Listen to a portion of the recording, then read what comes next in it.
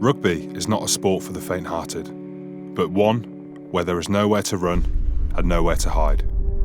For 80 minutes, your body is either a weapon or a barricade in the collective quest for victory.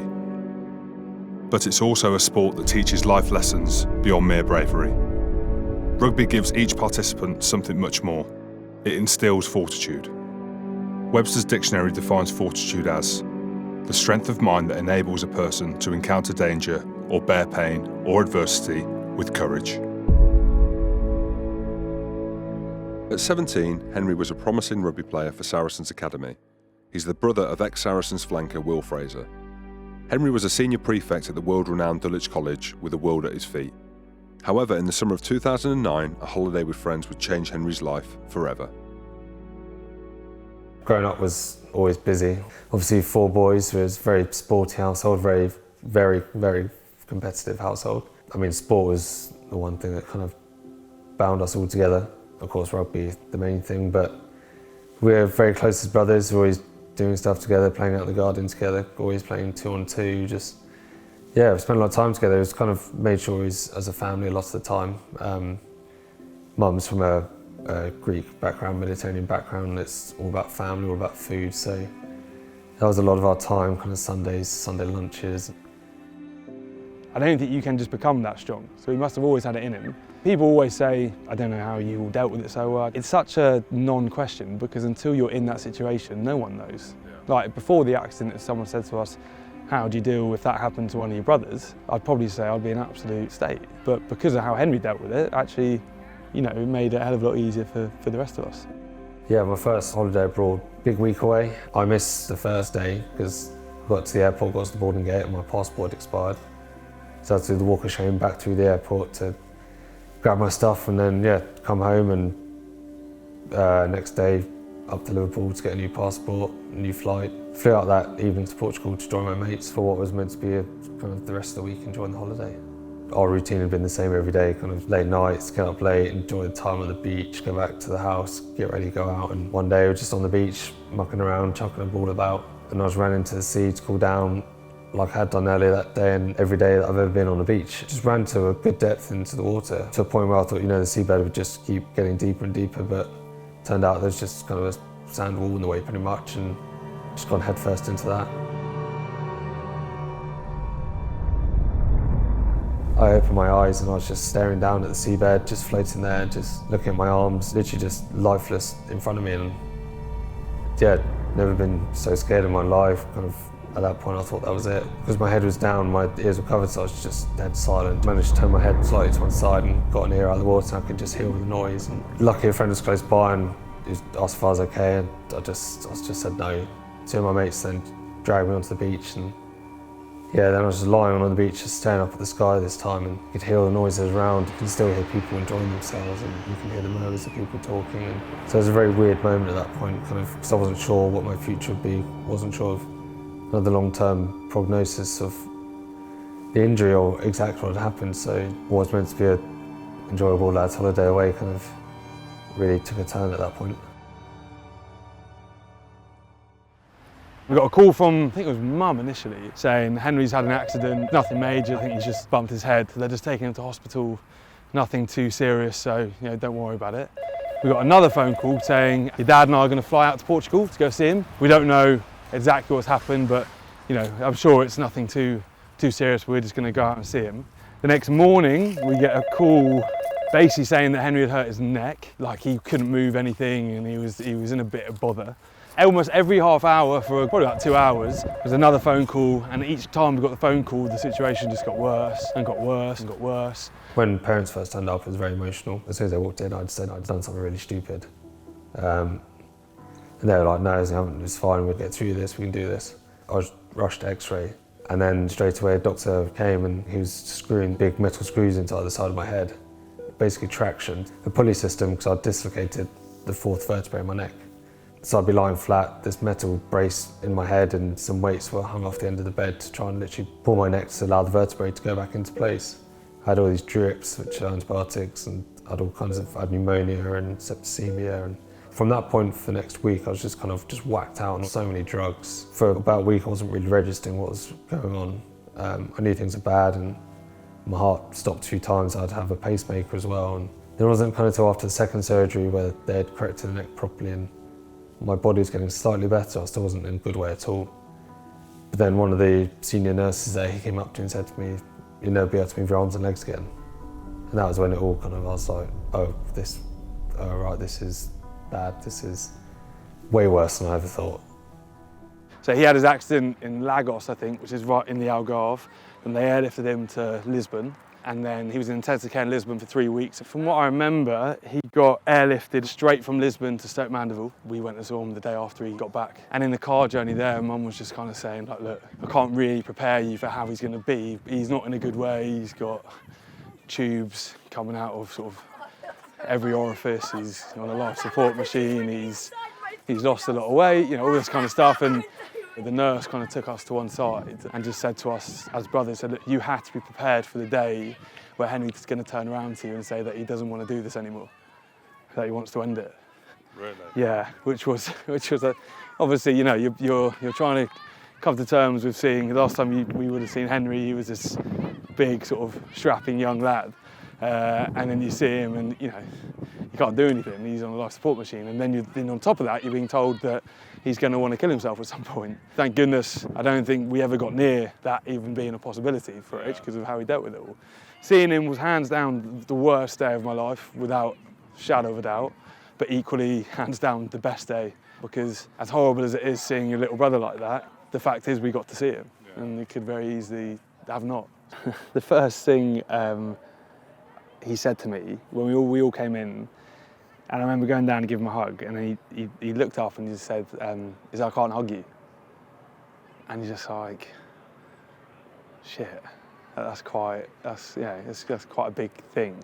And you're sort of saying, and I remember saying to him, trying in a sympathy, I was like, I know. And he's kind of like, well, you don't. One thing I found throughout time in hospital was a lot of the stuff they tell you is never the things you'll be able to do later. It's always about, oh, you can't do this, you can't do that. It brings you down a lot when someone's always in your ear telling you stuff you can't do. So then I suddenly thought to myself, well, kind of no one's blamed for what's happened, I may as well just get on with it. And then from that point, I switched my mindset to then think about, all right, if they're going to tell me stuff I can't do, I'm going to just think about things I can do. And before my accident, I was very negative. I thought very negatively about stuff, and I'd always look at what I couldn't do. And I was in a situation where I kind of had everything taken from me, and I had to change how I thought, and that looking at what I could do was part of that. 13 months after the accident, Henry made the brave decision to go back to complete his A-levels, returning to Dulwich College in South East London. I spoke with Henry's boarding house master, Ali Henderson. He phoned up and basically said, I want to come back to school. So I went into school, because it wasn't a decision I could make. I went into school, and the deputy head at the time, whose son was really good friends with Henry anyway, and he was like, look, I think we need to try and make this work for him, because it's the first time he's met an opportunity, met a challenge, if you like. Yeah. You know, and is someone going to open the door for him? Yeah. And say, yeah, you know what, why not? Give it a go. And I kind of feel, you know, there's a point where if we'd said no, it could have had another impact on him. And so all of a sudden people are putting barriers in his way. Yeah. And I suppose it was one of the first opportunities where he's asked a question and someone said, you know what, why not? Let's go for it and see how it goes. Yeah. The setup was he had a room of his own, and then next door he had a carer who would stay with him. That was something that would change. That person would change fairly frequently. But then he had a helper in lessons, a girl called Hayley, who was lovely, and she sat in his economics lessons, she sat in his PE lessons, and she would scribe most of the notes for him in class, and then they'd come back and she'd be there during the day and helping him with that academic side of things.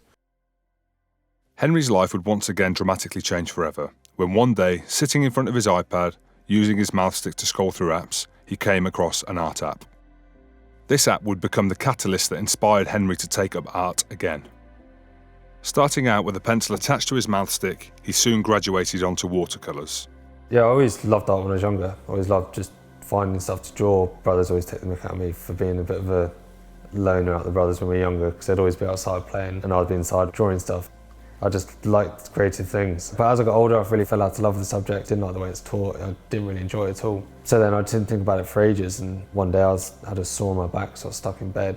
Then I was just drawing on my iPad, just with a stylus taped on the end of a mouse stick touching the screen of an iPad. And it felt great, and then obviously that's led to all the art I'm doing now, and it's funny, without the accident I wouldn't have rediscovered that love again, that love I had when I was just a small boy. I remember the moment, there was a Christmas he was here, and he came back, and I said, oh, what did you get for Christmas? He said, oh, I got an iPad. I was like, that's brilliant. And they got him an iPad, but they got him one of the pens. And it was, you know, you look at it now, you think, well, everyone's got a pen on their iPad, everyone's got a pen on their phone, you can draw. But for Henry, that's I think that was the thing that really opened up his world. Because it meant all of a sudden he didn't need to have anyone typing for him. He could just, using his mouth, with the stylus in his mouth, he could get on email, he could draw, he could write, he could do all that. You know, it's slow to start with, but you just saw him flourish with that.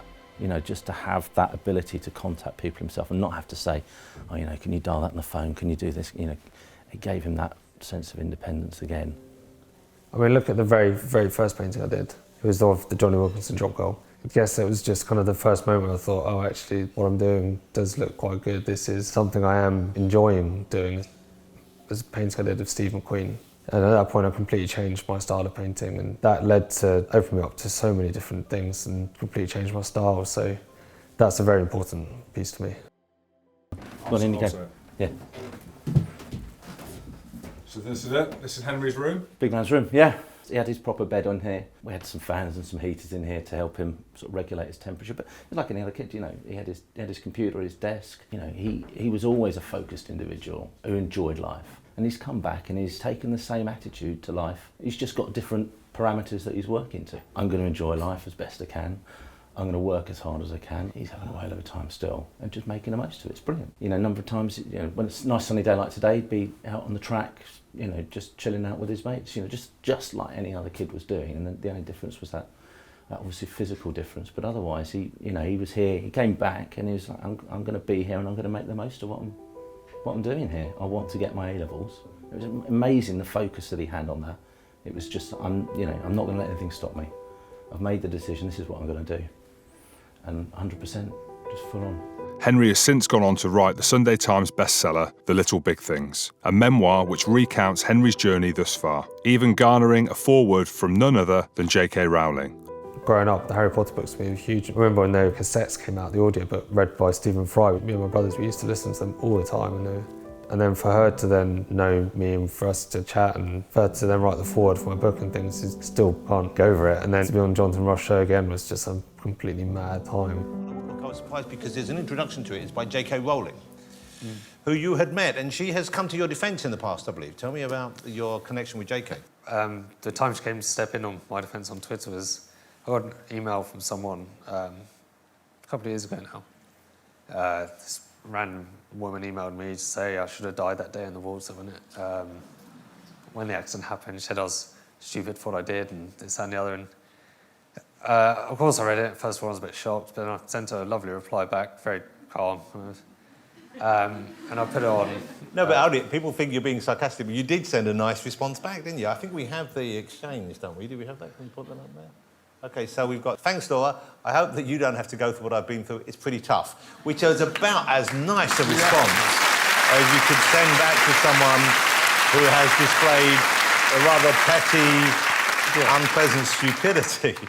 And with Henry now, obviously his rise to stardom on TV, which I found it weird watching him on TV anyway. You know, you put Jonathan Ross on, how well his book's gone and how that's been catapulted into the top few books, top 10 books, something like that. I know. Well, it's a nice, easy read, isn't it? Exactly, you know, you get brought along with the emotion of the story as well. Yeah. It's, you know, I've read it. All my family have read it because they obviously all know Henry's story, and they're just amazed by not only the way he's written it, but just the story and the honesty that he portrays the whole thing with. I mean, when I first read his book, because we had to read the sort of draft copy, and there was even bits in that he'd never said to us in person. You know, it was incredibly honest. And how was it reading the book? It was tough. Luckily it was short, so it was quite easy. But it was really hard because there's little bits that he says in terms of how he felt at the time, how he felt seeing us for the first time, and those things that we'd never really spoken about. It's nice for him to feel good enough about it to actually be so honest and open. From a brotherly point of view, it's nice because it kind of shows that he's absolutely fine with it, which kind of puts you at ease. I mean, there are a couple of times when I'm out and about with my brothers or my mates, and people come up and say, "Oh, you Henry Fraser?" I'm like, "Yeah." I'm like, "This is It's weird, I just can't get over it. It's strange. I mean, of course it's lovely. It's like people are taking the time to come up and say hi, and I always try and chat to these people because they've been very kind to come over and speak to me. But yeah, I'm trying to take it in my stride, pardon the pun, but I try and enjoy it.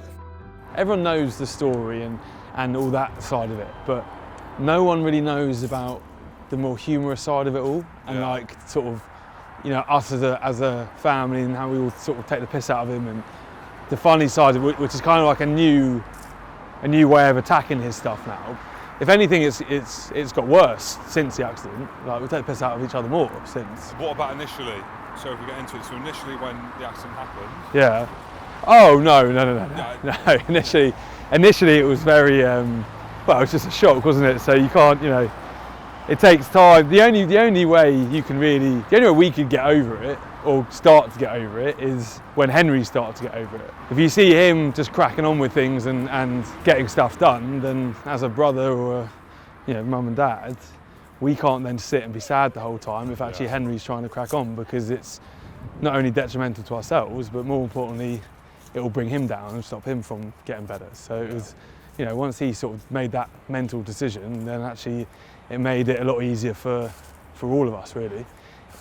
When I first met Henry, it was actually at a dinner, and I was sat next to him, and I found him a massively inspiring guy to talk to, and I remember saying to him at the time, he should go out and inspire other people. He should go out and talk about his journey and his challenges, and he sort of smiled at me and said, yeah, no, I think I could maybe do some of that. Anyway, he did do that, and I've seen a speech that he gave. It was at Saracens Rugby Club, and it is absolutely inspiring. In fact, we played part of Henry's speech before we played New Zealand at Eden Park, and that's the influence Henry Fraser had on not just me, but this England team. And he is a special man, and we've got a huge amount of respect for him, and you know, he's part of our team.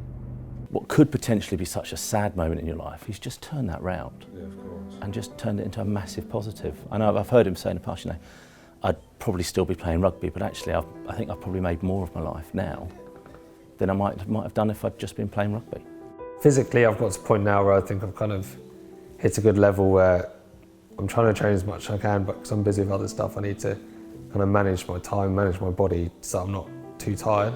I've been very lucky at the moment, especially since the book's come out, if things have just kind of happened.